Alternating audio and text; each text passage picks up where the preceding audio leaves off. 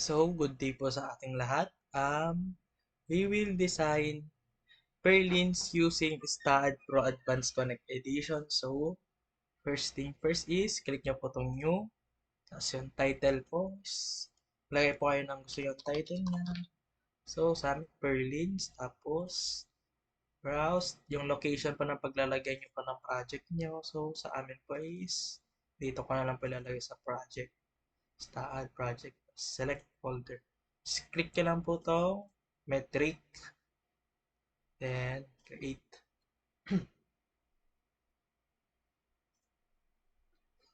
Tapos po, parang may lagyan nyo po dito ng 0 sabay enter. Yan po yung node. Para po ma-select nyo po yung node, punta lang kayo dito sa select node cursor. Just click nyo po tong node space. Ano po yung gagawin po natin is, ganito po. Bale, ito po yung thrust overhang na 1.4. Then, 36 meters. Ito po yung 1.4 na thrust overhang. Tapos yung width po is 36. Ngayon ito po yung tsura nung gagawin natin. So, click nyo na lang po yung space. Pag na-select na po yung node space, tapos click nyo po itong translational repeat. Tapos, bali po ang gagawin natin is 3 steps. Bali po, pwede nyo po dito palitan or dito po sa default spacing. Kung dito po sa default spacing, parang yan na po yung default niya na spacing. Lahat po sila magkakaparehas. So, palitan ko na lang po to ng 36. Tapos pag di nyo po clinic tong link steps, ganyan po ang mangyayari. Ganyan. So, mano-mano nyo po siya lalagyan ng beam. Ganyan, parang ganito po. Punta po sa geometry, add beam. Click nyo po to. Tapos gano'n. Tapos ito po. Dito. Tapos dito po. Dito. Ganyan po. Pero may isang mas mabilis na paraan. So, ganito po. So, ulitin po natin yon. Click node. Node cursor. Tapos node. Select po natin sa space. Ito po. Balik ko lang po sa dati.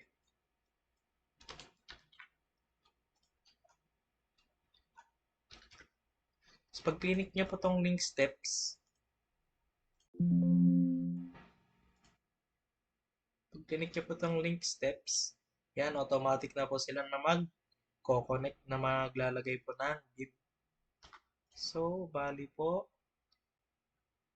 hahatiin po natin to sa 10. Saan ko ba nakuha tong 10? Ito po.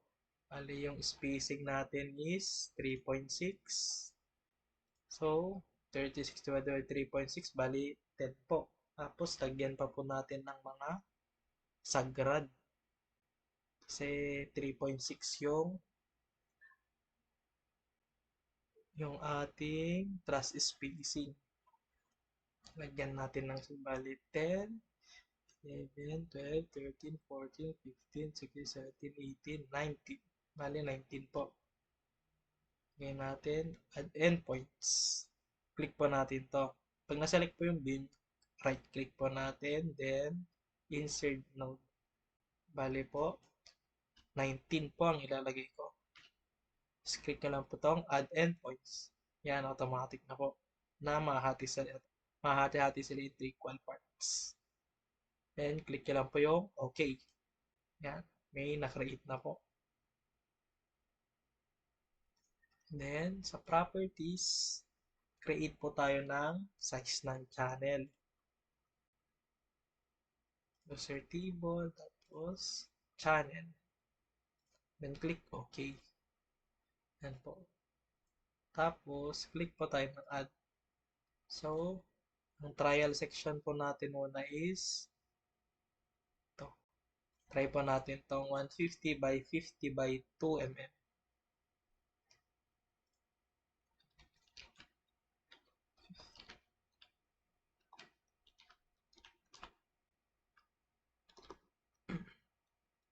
Depth.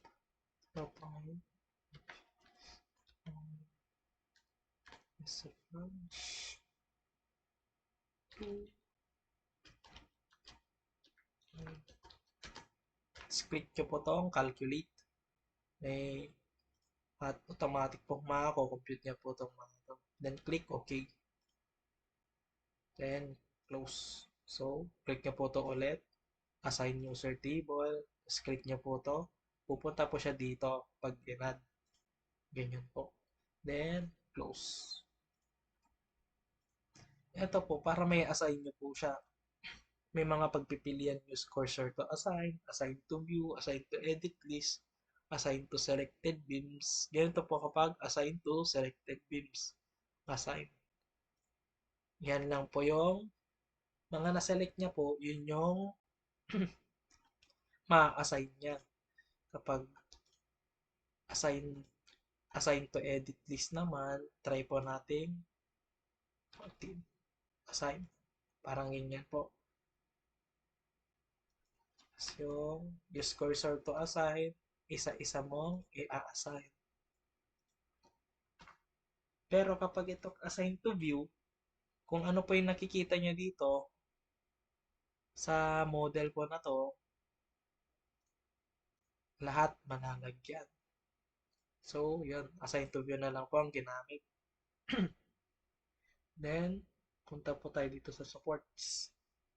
Create po tayo.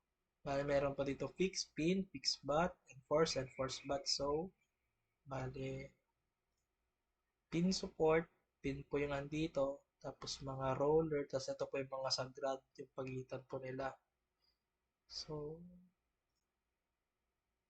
pin support. Tapos create po ulit. Roller. Then, create pang sagrad.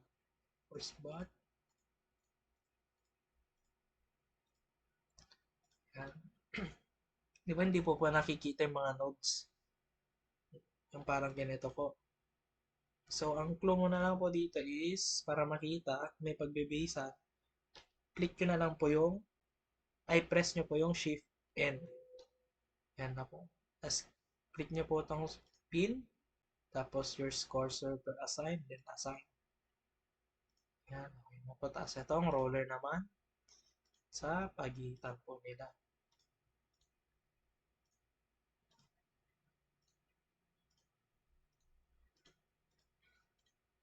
Tapos, itong sagrad, dito naman po.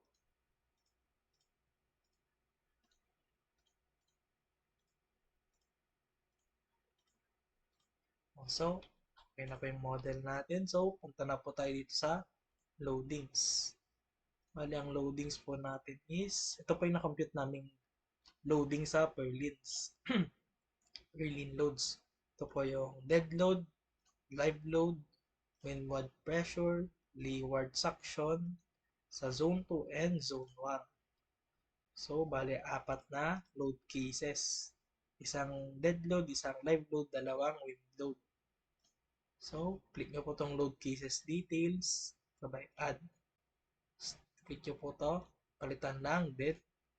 Tapos, title niya is PL, add, tapos, live load, LL. Tapos, palitan ulit po, wind. Bale, dalawang wind. So, gawin ko na lang wind 1 po sa wind 2. And close.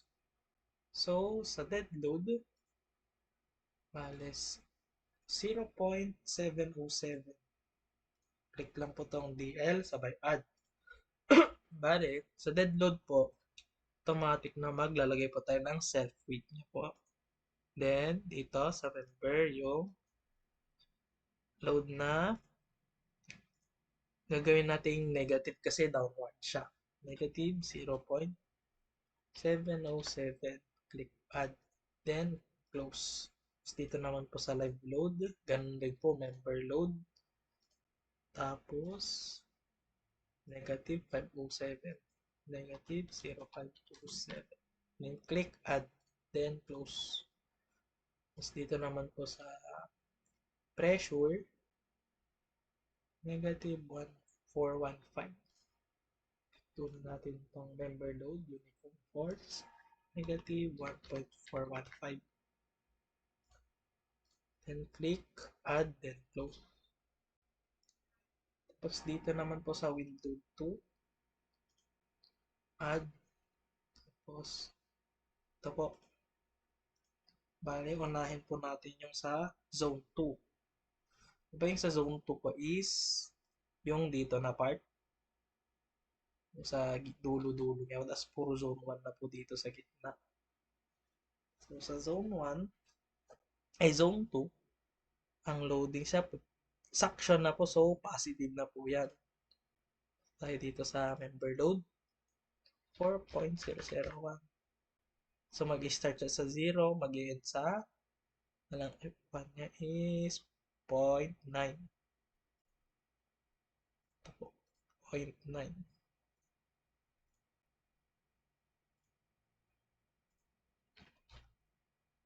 Add. Then yung isa naman po is, mag-start naman po sa 0.9, yung dito po. Ay, mag-end pala po sa 1.4. So, 1.4 less 0.9. Bale, mag-start sa 1 sa 0.5. So, 0.5, 1.4. Tapos click add. Then, sa zone 1, 2.625. 2.625. So, sa 0, 0 na. Sa uniform. Then, dito, mag-start sa 0.9. Ito po yung katuloy niya po. Mag-end sa 1.4. Add. So, tas dito naman po, ito pagbe-basean mo.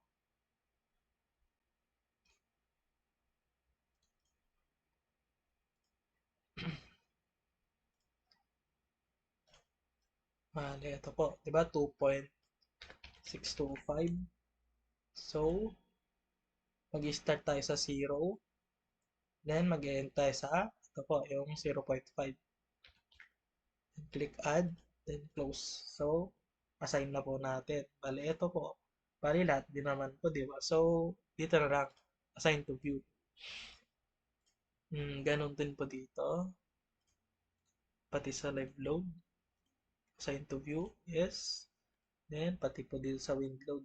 Sa pressure. Yes. So, ito po, use cursor to assign na. So, i-assign natin po to sa first beam. Yan po. So, ito naman po sa last na beam. Yan. So, ito po. Dito naman po. 0.9. Tapos sa dulo. Yan na po itsura. Tapos ito po yung mga natitira. Yan. Assign lang natin dito. So, then, press escape para mag-refresh. Tapos yung mga load combination na. So, click nyo po itong load cases, add. Tapos punta kayo dito sa define. Sample niya is, ito po, 1.4 DL. 1.4 DL. Tapos ito po yung mga multiplier niya. Palitan lang po natin ng 1.4. Then, double click tong DL. Then, add. So, bali, di ba, madami po yan. Example, meron akong pagbibisan ito. Yung isang method naman po is, kunin po natin to lahat. Yan. So, copy ko na lang po ito na. Tapunta na lang po dito sa utilities. Tapos sa command file. Tapos dito nyo na lang po siya i-edit kapag. Bali, ito po yun, di ba? So, paste ko na lang po dito, no? Tapos control S natin. So, ganyan pa lang po kanina, di ba? Ito po. Cleanose pa natin.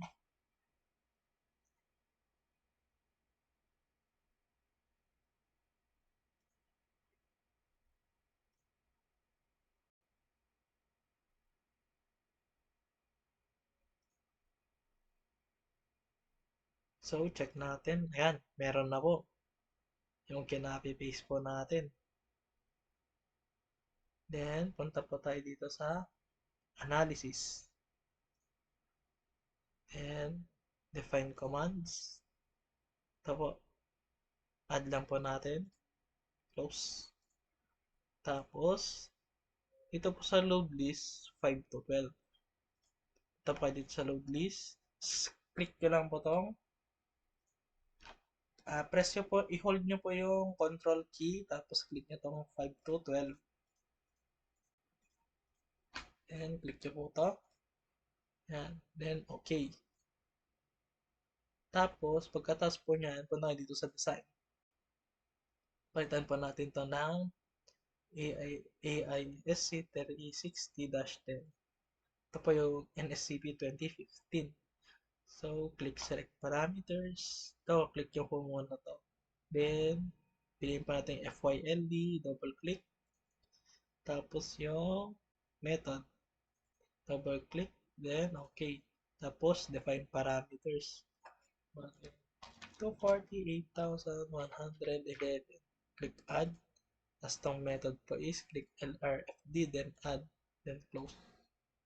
Dito po sa commands, click nyo po itong check code, then add. Pati itong click off, then add, then close. Ito mga question mark po, i-assign po natin to. Gagamitin na lang po natin yung assign to view.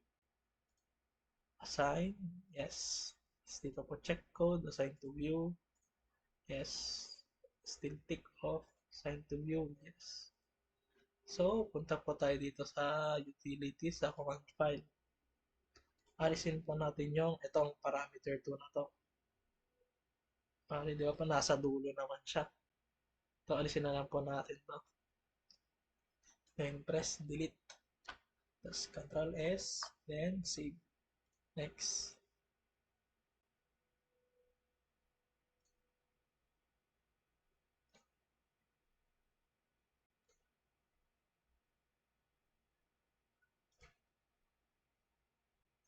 Then, punta na po tayo sa analysis and design. Run analysis. Then, wait lang po natin to. So, may one warning, tapos 2 notes. Check po natin kung ano yun. So, may ganyan. Warning, instability, very weak spring. So, try po natin palitan yung ito tayo sa ito po, palitan natin ng space ng blade.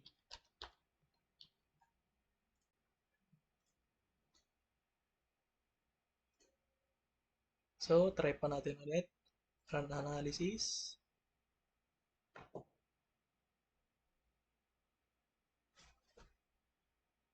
Yun, nawala po. Zero error, zero warning, zero note. Done. So, check natin kung may failed beams. Select pa natin dito, property name, failed, baliwan, failed. So, okay naman na po. So, dito nyo na po makikita sa post-processing mga reactions, mga displacement, deflection. Makita nyo po yung max deflection. Punta lang po dito sa annotate. Beam results. Displacement. Annotate. Go. Yan po. Displacement. Yan po yung max na displacement. So, pag itong deflection, dito na lang po. Double click nyo lang pa yan yung deflection. So, okay na po. Close. So, tapos.